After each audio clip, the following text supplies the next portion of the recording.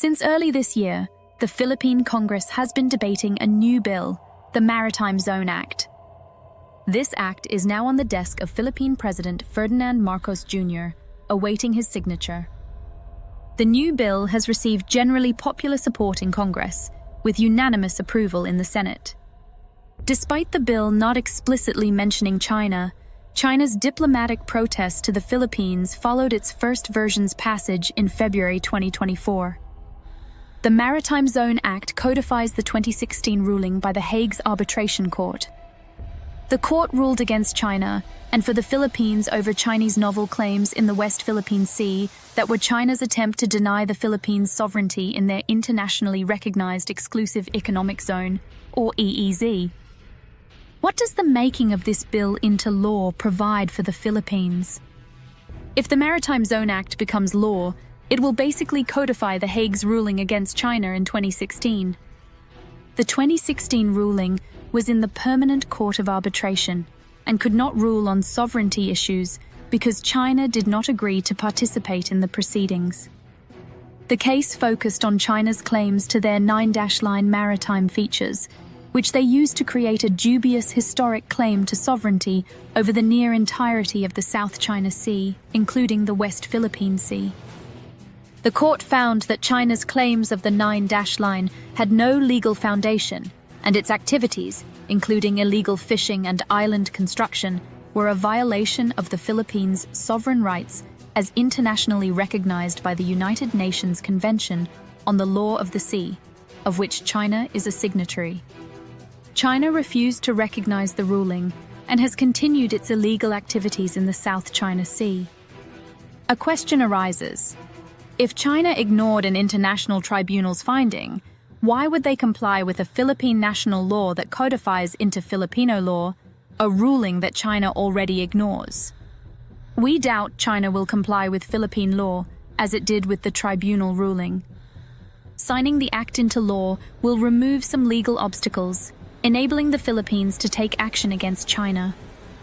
Since China refused to participate in the Hague ruling, it was not a legally binding agreement.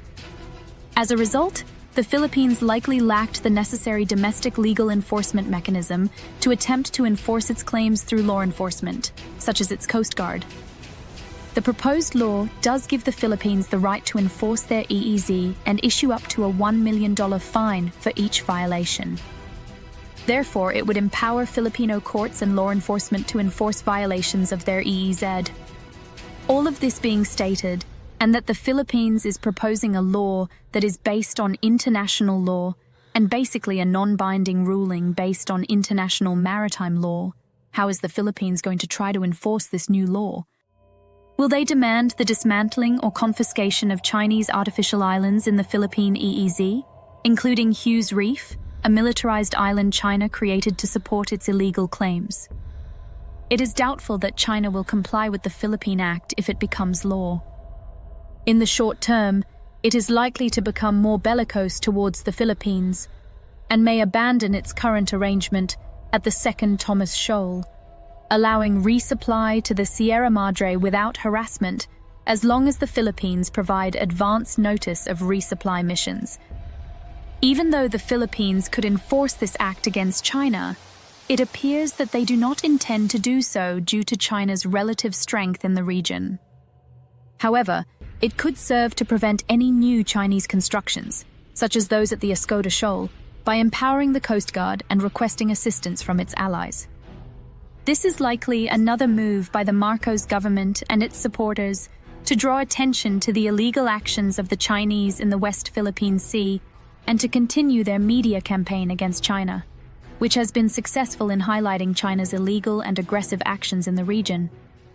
Otherwise, the more neutral ASEAN nations, who met earlier this month to try to diffuse tensions in the region, might perceive the proposed law as provocative and escalatory, interpreting it as the Philippines inflaming regional tensions, despite the fact that it is just reiterating the correctness of the tribunal ruling over China's illegality.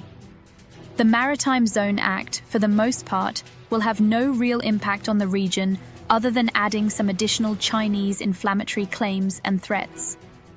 The Philippines will not have the ability or desire to enforce this law, particularly in relation to the illegal artificial islands that China has created and occupied. The advantage lies in its reinforcement of Philippine sovereignty claims, which the Chinese are violating as part of their ongoing media campaign.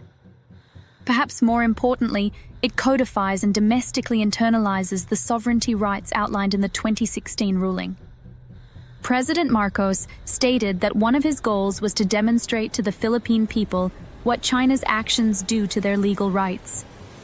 This law will reinforce that and make it Philippine law after his presidency, and will enshrine the tribunal's ruling into Philippine law if it is signed.